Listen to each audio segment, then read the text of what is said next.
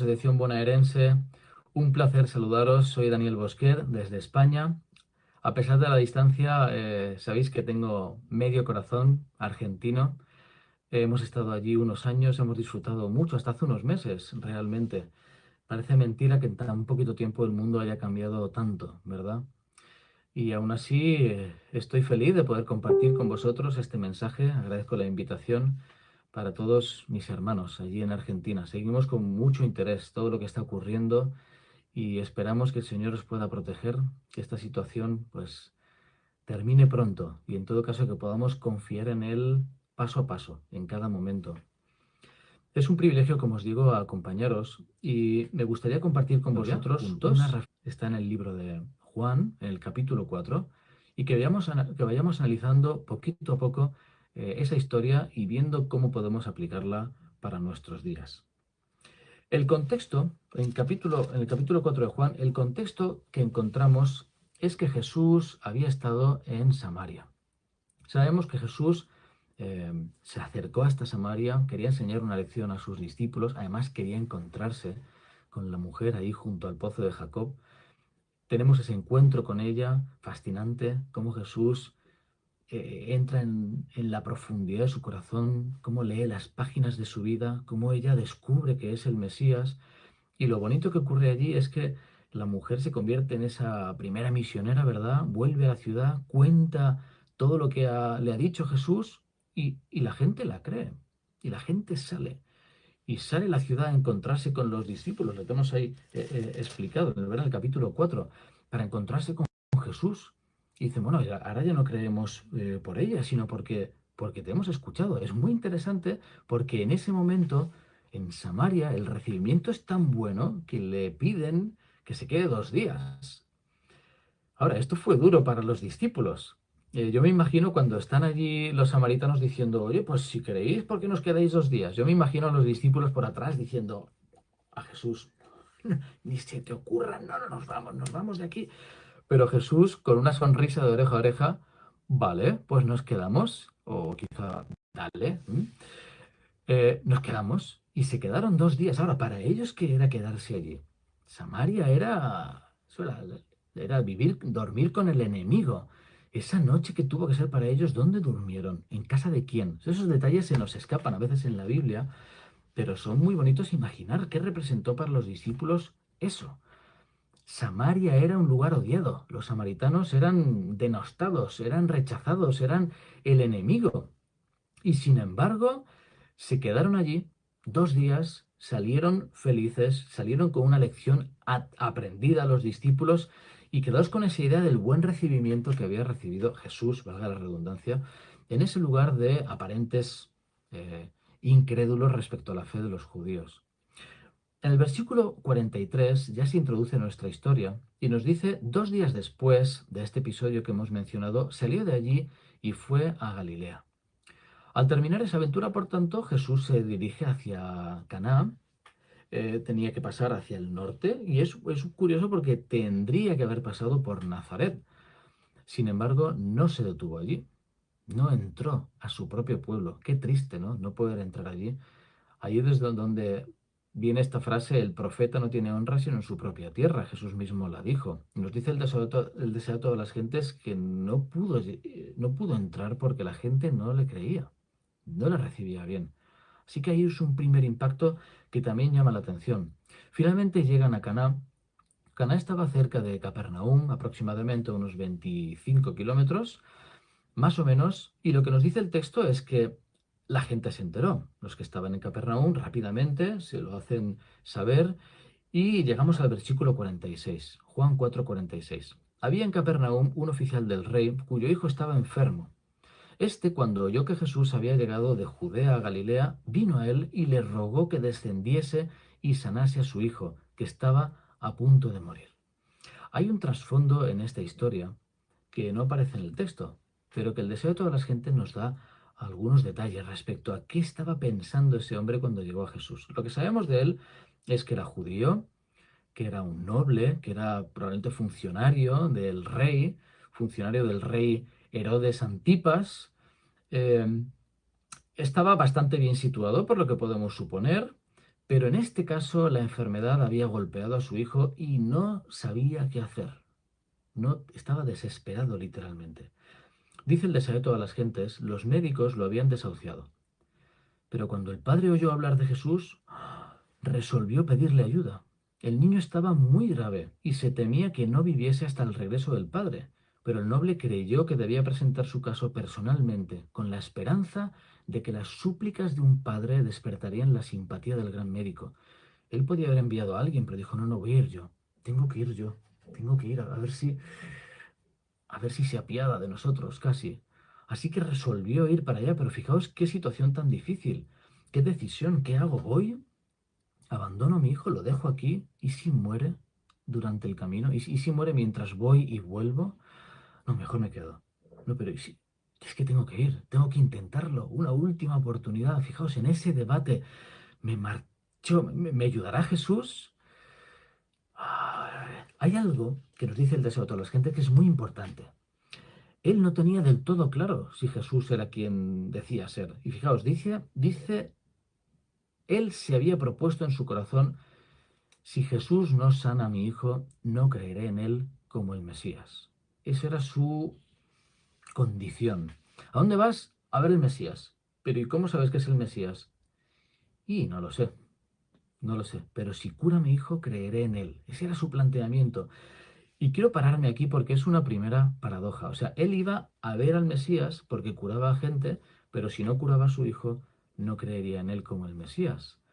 Y me da la impresión de que en ocasiones nos ocurre algo parecido con nuestros planteamientos, como que vivimos en una paradoja. Creemos, pero no. Eh, Creo, pero a veces es como que vivimos como si no creyéramos, seamos sinceros. Creemos, pero si no ocurre esto, dejo de creer. O si no ocurre esto, dudo. Y es una paradoja porque ¿para qué vamos a la iglesia? ¿Para qué? ¿Para qué oramos? ¿O para qué leemos? A veces hay un para qué en nuestra vida.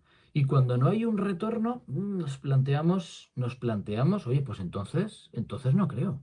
O entonces no lo hago. En ocasiones me vienen a la mente actitudes que tienen mis hijas conmigo, o con mi esposa. Y esos planteamientos que hacen los niños de, pues si no haces esto, entonces me enfado. Yo les digo que no negocio con terroristas. Sobre todo mi hija pequeñita, ¿no? Que hace este planteamiento, pues entonces lloraré si no hacéis esto.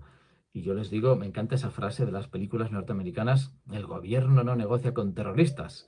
Y yo les digo que no negocio con terroristas emocionales porque es una forma de manipulación. Trato de decirles, no podéis hacer eso. Si no ocurre esto, entonces lloro, entonces grito, entonces no puede ser.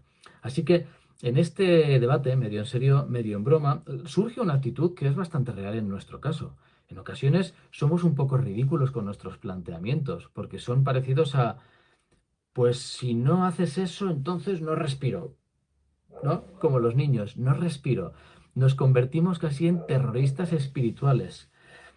Si no haces esto, Señor, no pienso creer en ti. Y muchas veces está vinculado con nuestro orgullo. Si somos sinceros, ¿qué hay en nuestro interior? Hay como un orgullo ahí de... tienes que demostrar quién eres. No sé si recordáis o os viene a la mente un caso similar en la Biblia. Si no, entonces me enfado. Algo así parecido, ¿eh? Es la historia de Tomás. Brevemente nos vamos a acercar a Tomás en Juan 20:25, esa frase que él dijo, si no veo en mis manos la señal de los clavos, y meto mi dedo en el lugar de los clavos, y meto mi mano en su costado, no creeré. Fijaos, es como una actitud casi hostil. No pienso creer, me enfado. Si no toco, no creo. Si no lo veo, imposible. Si nos acercamos un poco más al caso de Tomás, descubrimos que en su caso tenía cierta gravedad, porque llevaba 3 años y medio con Jesús, había visto milagros, le había visto a él mismo prometer, decir que iba a resucitar. Los discípulos, sus amigos, le dicen, oye, que es verdad, que ha resucitado. ¿Qué le pasó ahí a Tomás? ¿Qué entró en su mente como para decir, pues no pienso creerle? Y es muy interesante porque ahí efectivamente se confirma que el problema de Tomás tenía que ver con su orgullo. Eh, en, en el versículo 24 de Juan 20, 24, nos dice, pero Tomás, uno de los 12, llamado Dídimo, no estaba con ellos cuando Jesús vino. Le dijeron pues los otros discípulos, al Señor hemos visto. Y él les dijo, si no viera en sus manos, en sus manos, tal, esto, ¿verdad? En ese momento, ¿qué descubrimos? Que se había aparecido Jesús a los discípulos menos a él. A todos. Y entonces, claro, la alegría de los demás contrastaba aún más con su ausencia de pruebas. Dice literalmente el deseo de todas las gentes, hería su vanidad el pensar que su maestro se revelase a todos los discípulos excepto a él. Estaba resuelto a no creer y por una semana entera reflexionó en su condición que le parecía tanto más oscura en contraste con la esperanza y la fe de sus hermanos. Ahí descubrimos una especie de mecanismo que en ocasiones nos ocurre. En el caso de Tomás fue muy claro. Claro, claro, vosotros, claro, porque lo habéis visto, con alegría, pero no pienso creer, no pienso, hasta que no lo vea yo, no. ¿Mm? En medio de esa lucha es muy interesante como Jesús sí parece que negocia con terroristas, ¿eh? Nosotros, pequeños terroristas espirituales. Ay, Tomás, le dijo, pon aquí tu dedo, mira mis manos, acerca tu mano, métela en mi costado y no seas incrédulo, sino creyente. Entonces Tomás respondió y le dijo, Señor mío y Dios mío. Y es como, ahora, ¿no? Menos mal que Jesús no hace esto con nosotros. Pero Jesús sí le dijo algo, un mensaje para todo el resto de la humanidad, porque me has visto, Tomás, creíste. Felices los que no vieron y creyeron. En realidad hay algo que se nos escapa y es que nosotros somos los perjudicados al no creer. Da la impresión de que a veces vamos haciéndole favores a Dios. No es la impresión de que a veces es como, bueno, venga, vale, te voy a creer, o voy a dejar que me salves, o bueno, Señor, vale, te dejo que transformes mi vida, venga, vale, te dejo que me llenes de esperanza, te dejo que me llenes de gozo y alegría, pero solo porque no tengo más remedio. Es una actitud absolutamente paradójica, sin sentido, pero en ocasiones parece que vamos perdonando la vida, que vamos, bueno, venga, vale, voy a creer, voy a entregarte mi corazón, como si en realidad el favor se lo hiciésemos nosotros a Dios. Este espíritu paradójico es el que Jesús encontró con los miembros de su pueblo y que contrastó aún más con la historia que acabamos de ver en Samaria. Así que cuando nos metemos de nuevo en la historia, nos encontramos con este noble que hizo un esfuerzo mental, se separó de su hijo, se despidió sin saber lo que iba a ocurrir, desesperado, venía bloqueado en su pensamiento, es que no sé si lo va a curar, si es a lo que lleguemos, disculpad, a lo que lleguemos y volvamos, bueno, vamos a intentarlo. ¿Y qué se encontró cuando llegó a Caná? ¿Qué se encontró? No olvidemos algo, él era un noble, era alguien acostumbrado a la corte de un rey, nada más y nada menos. Si había alguien que conocía lo que era un rey, era él. Si alguien conocía el glamour, si alguien conocía el poder, si alguien conocía el estatus, era él, era él. Sabía, vivía, estaba rodeado de eso justamente. Así que se iba a encontrar, pongámonos en su mente, se iba a encontrar con el Mesías esperado durante 4000 años. ¿Pero qué se encontró? Un poco como los sabios de Oriente llegaron allí y se encontraron un pesebre. ¿Qué se encontró? Fijaos, se encontró al llegar a Cana una muchedumbre que rodeaba a Jesús, deseo de todas las gentes. Con corazón ansioso se abrió paso hasta la presencia del Salvador, pero su fe vaciló cuando vio tan solo a un hombre vestido sencillamente, cubierto de polvo y cansado del viaje.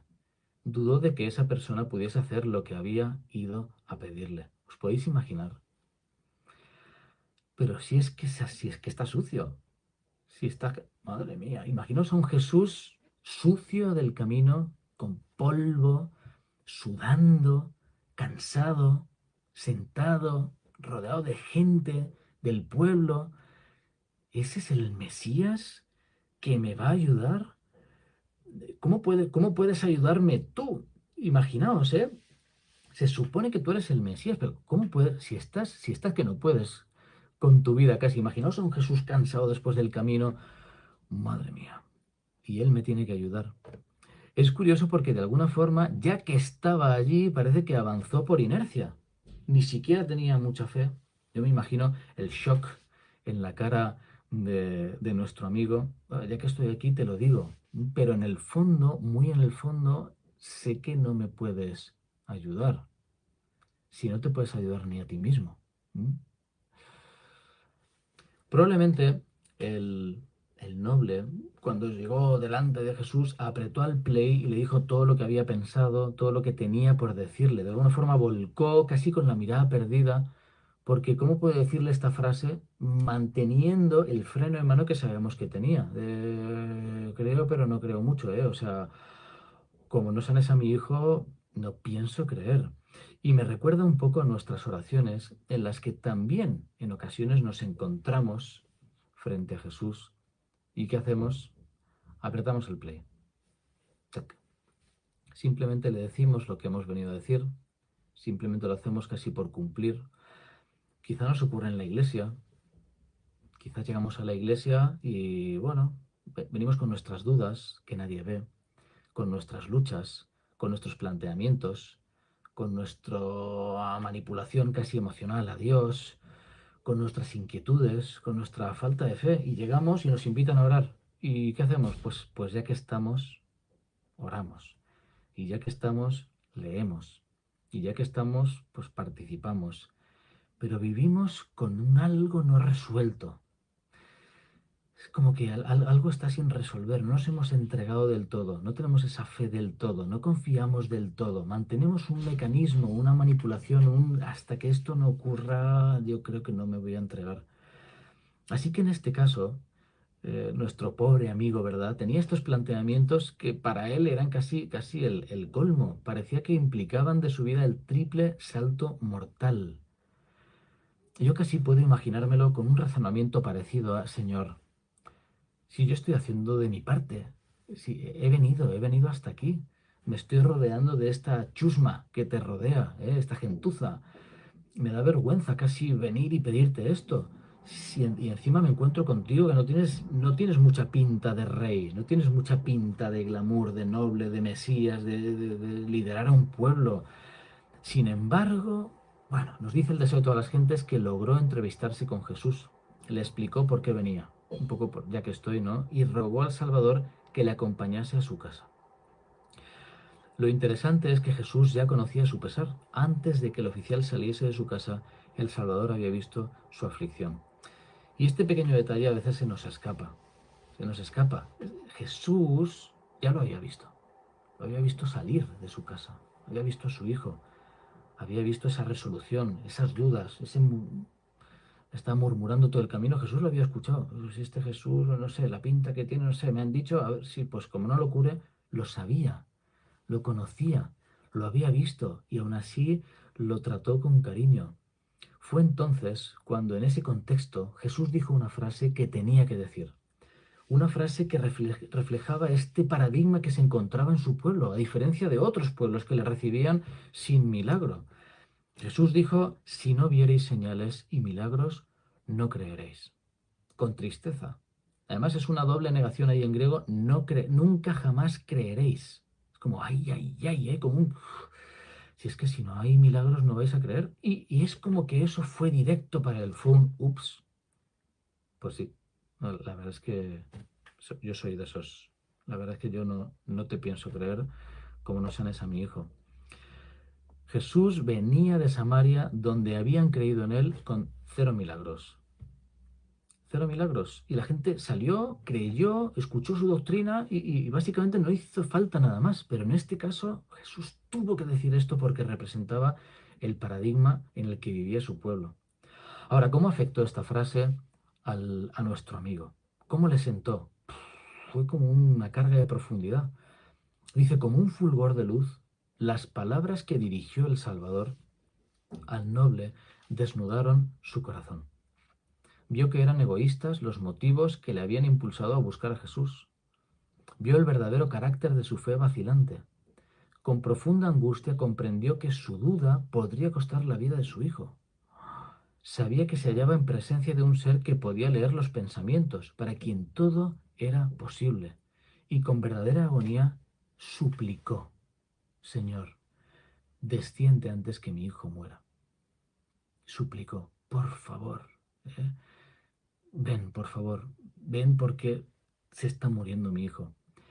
Ahora, ¿os suena una curación parecida de alguien que llega y pide por otra persona y que encima está en Capernaum.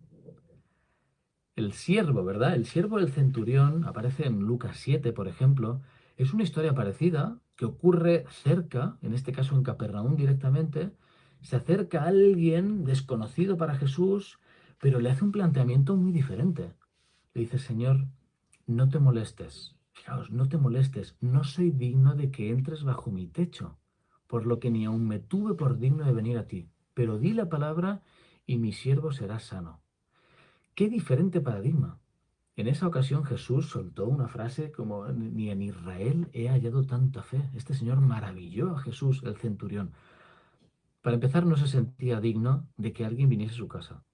Y para continuar, no hace falta que venga. Si tú y yo somos, bueno, no iguales, ¿no? Pero él dijo, yo también estoy puesto en autoridad. Yo sé lo que es decir y que algo ocurra. Así que con que lo digas, me basta. ¡Qué derroche de fe!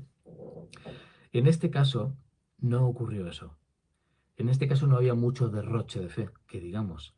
El padre le dice, por favor, ven, ven, antes que mi hijo muera.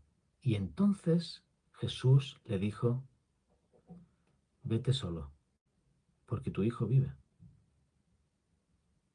Imaginaos al padre, ya, pero, ¿vienes o no? ¿Vienes? No, no, no, tú ve tranquilo. Y me fascina esto, queridos amigos, es parte de la esencia de la reflexión de esta mañana. Jesús no fue. El padre vino desesperado. El padre vino con dudas. El padre vino con un planteamiento. O sana a mi hijo o no creeré en él. Y lo primero que le dice es, ven y sana a mi hijo. Y Jesús no fue. ¿Podría haber ido? Claro que podría haber ido. Pero no fue. Y es muy importante que no fuese. El padre necesitaba que Jesús no fuese. El padre necesitaba darse cuenta de que tenía que creer primero. Y esa lección es fascinante. Era el momento clave de su vida. Si no lo curas, no pienso creer. Y Jesús le dice, confía, lo acabo de curar. ¿Y cómo lo sé? Tendrás que creer. Tendrás que creer. Vas a tener que creer. Vuelve a tu casa. Vete solo. Tu hijo vive. ¿Y qué ocurrió, queridos amigos? Ocurrió el doble milagro. Sabemos que Jesús en ese momento curó a su hijo, pero también sabemos que en ese momento el hombre creyó. El hombre creyó la palabra que Jesús le dijo y se fue. Ahora, hay una frase del Nahuatl que me encanta y es la siguiente. Salió de la presencia de Jesús con una paz y un gozo que nunca había conocido antes. No solo creía que su hijo sanaría, sino que con firme confianza creía en Cristo como su Redentor. Qué bonito. Y permitidme que me centre en la primera frase, con una paz y un gozo que nunca había conocido antes. Es muy interesante porque este hombre, no sabemos mucho más de su vida, pero entendemos que estaba casado, tenía al menos este hijo, había vivido experiencias bonitas, el nacer, el pequeñín, el estar en la corte del rey, quizá un día recibió, oye, ¿quieres estar en la corte? ¡Ah! Yo, en la corte del rey, habría vivido momentos felices en su vida, momentos de paz, momentos de alegría, momentos entre amigos, momentos de felicidad. Y sin embargo, lo que ocurrió en ese instante fue incomparable con cualquier otra cosa que hubiese vivido en toda su vida. Había una paz y un gozo que nunca había conocido antes. Querido amigo, ¿qué es esa paz? ¿Qué es ese gozo que nunca antes había conocido este señor? En medio de una situación así, con el hijo moribundo, teniendo que confiar en un desconocido para él, ¿qué área cerebral se activa en esos momentos? ¿Qué neurotransmisores actúan? ¿Por qué se describe tantas veces esta situación en la Biblia en la que la gente se rinde, en la que la gente confía, encuentra un momento en el que se conecta? Es como una experiencia de conexión espiritual con lo infinito. Es un momento espléndido, es un momento de paz y gozo absolutos. Es algo que otras denominaciones, otras filosofías le ponen nombre. algo que la gente busca hoy en todos los lugares, esa mindfulness y buscan el mundo interior y buscan la paz y buscan la meditación trascendental, buscan, todo el mundo busca esto, todo el mundo busca esta sensación de qué paz, qué gozo, qué incomparable. ¿La has vivido alguna vez? Esta sensación, ¿la has vivido? Yo sí. Yo la he vivido. Y os digo que la he vivido siempre en ocasiones que tienen que ver con trascendencia, con conexiones espirituales, con gente. El momento me pasa a veces cuando como pastor, ¿no? Tienes un mensaje o abrazas a alguien o estás en el momento oportuno y dices la palabra adecuada y la gente dice, el Señor te ha usado. Es como, ¿de verdad? Hay momentos emocionantes, casi hasta las lágrimas, historias bonitas que terminan en bautismos, situaciones en las que hay un guiño del cielo, que de repente ocurre algo que... oh, muchas gracias. Esos momentos de conexión absoluta con Dios son fascinantes. Es un estado mental en el que se transforma. Es ese momento en el que el Espíritu Santo nos llena, en el que encontramos esa paz de decir, Señor, en ti confío. Y me gusta mucho porque de alguna forma esto está reflejado en Pablo cuando dice en Romanos 14:8, sea que vivamos o que muramos, del Señor somos. Ese versículo tan utilizado, ¿verdad? Por los jóvenes y adolescentes. Si es que me da igual vivir o morir. Ese momento en el que, Señor, ya está. ¿Qué más necesito? ¿Qué más? ¿Qué más tengo que hacer? Ya está hecho todo, ya está todo dicho. Señor, puedo morir en paz. Casi. Es una expresión así. En ese estado, queridos amigos, uno encuentra al Jesús que es nuestro privilegio encontrar. Imaginad la mirada entre Jesús y él. Ven a mi hijo. Te vas a ir solo, pero confía, ya está sano. Ese intercambio y él, de acuerdo, creo, confío. Y Jesús, buen viaje. Es interesante porque cuando salió de allí, yo me imagino que los siervos, los compañeros de viaje le dijeron, oye, ¿nos volvemos? ¿Qué hora era en ese momento? Sabremos luego por el texto, pero bueno, ya podemos comentarlo, que eran como las 7. Las 7, dentro de ese horario, eran como la 1, las 2 del mediodía, ¿no? De la tarde. Así que tenían tiempo suficiente. Sabéis que esto se ha predicado en muchos cultos. Tenían tiempo suficiente de volver a casa. Estarían unas 4 o 5 horas más o menos Capernaum. Pero imaginaos eso. Bueno, nos volvemos y él no. ¿Qué? ¿Sus amigos? No. Nos quedamos. ¿Cómo que nos quedamos? Nos quedamos. Pero si tu hijo se está muriendo, no. Mi hijo está sano. ¿En serio? Nos quedamos.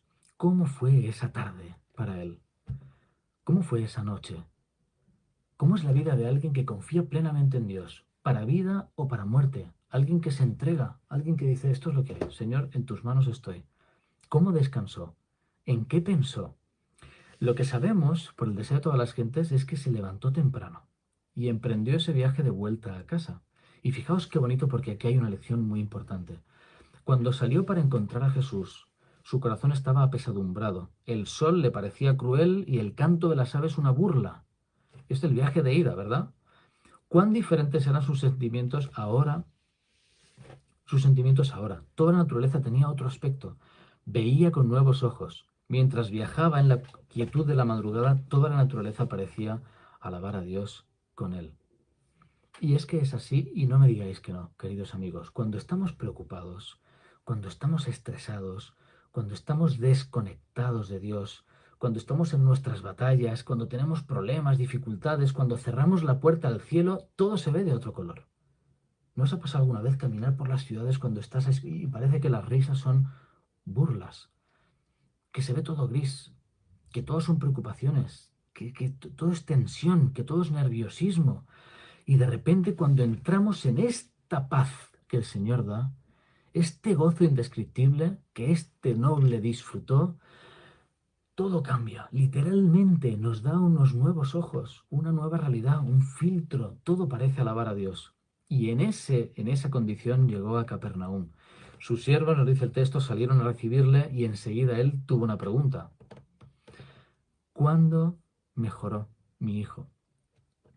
Pues a las 7 de la tarde. Ahora, ¿os imagináis ese momento? Él lo sabía, sabía que era cuando Jesús había dicho, pero casi por curiosidad, por cerrar la historia, por... Solo una pregunta, ¿cuándo aproximadamente empezó a mejorar? Y como a las 7. Me lo imagino mirando al cielo y guiñando con un ojo con un... Gracias, Señor. Ahí sí, el padre corrió a saludar a su hijo, le estrechó sobre su corazón como si lo hubiese recuperado de la muerte, dice el deseo de todas las gentes, y agradeció repetidas veces a Dios por su curación maravillosa. Pero sabéis, ese no es el final de esta historia. Muchas veces lo comento en los cultos. Podría no haber terminado así. Lo importante es lo que dice el deseo de todas las gentes, que cierra la historia que aparece en la Biblia. Él y toda su familia llegaron a ser discípulos. Su aflicción fue santificada para la conversión de toda su familia. ¿Os dais cuenta? El noble pidió a Jesús que sanara a su hijo. Y lo que hizo Jesús fue salvar a toda su familia. Y creo que ahí hay otro mensaje para nosotros. Así de sencillo. A veces nosotros pedimos cosas que el Señor a veces responde y a veces no, porque su interés, su voluntad, su deseo es la salvación eterna. Permitidme que cierre ya esta reflexión. En muchas ocasiones vivimos haciéndonos trampas a nosotros mismos. Nos encerramos en nuestros razonamientos, nuestras manipulaciones espirituales, nuestro microterrorismo, ¿verdad? Emocional, espiritual con Dios, poniéndole ultimátums. Pues o haces esto o no te creo. O haces esto otro o no me entrego. Si ocurre esto, yo hago aquello. Si tal, entonces el sábado y el diezmo y mi vida y mi hijo. Es muy humano, es muy humano. Pero en esos razonamientos siempre perdemos. Porque en realidad no le hacemos un favor a Dios. Obviamente le alegra mucho, ¿eh? Y que cuanto más hijos se salven, mejor. Pero entendéis que el problema no es ese. El problema es que nuestra situación es desesperada. Somos nosotros los que deseamos, los que, los que necesitamos encontrarnos con Dios y entregar nuestra vida. Llega días, por tanto, en los que nos encontramos con Jesús cara a cara y Él, a pesar de que no responde a nuestras peticiones, responde como queremos, responde como necesitamos. Jesús no fue a su casa, no fue, no hizo falta. Él necesitaba viajar solo, necesitaba creer antes de ver el milagro. Y el hombre creyó. Lo mejor que le ocurrió a esa familia, a pesar de que fue precioso recuperar a ese hijo que estaba enfermo, no fue eso. Fue la salvación de todos ellos. Eso fue lo mejor. Y lo mismo ocurre en nuestro mundo, queridos amigos. No sabemos lo que nos puede pasar. Ni hoy, ni mañana, ni cuando sea. Unos en esta enfermedad, ¿verdad? Unos se curarán, otros no. Unos perderán su trabajo, otros no. Unos tendrán accidentes y otros no. Eh, Jesús no siempre responde como pedimos. Esto es algo así, así como lo decimos. No siempre responde como pedimos, porque su plan es mucho mayor. Su plan tiene que ver con nuestra salvación eterna, y eso es lo que cuenta finalmente en nuestra historia. Ojalá el Señor nos ayude a vivir con esa paz y ese gozo que solo Él puede dar y que te invito a buscar con todo tu corazón. Ese encuentro personal con Dios que implique un... Ya está, Señor. Confío, confío, para vida o para muerte. Implica un estado mental de absoluta conexión con Dios y que transforma nuestra forma de vivir, nuestra forma de relacionarnos, nuestra forma de ver el mundo y nuestra forma de sentir. Ojalá todos podamos vivir esta experiencia y que viviendo esta realidad podamos ser instrumentos de bendición para los demás. Que el Señor os bendiga, queridos amigos, y un fuerte abrazo.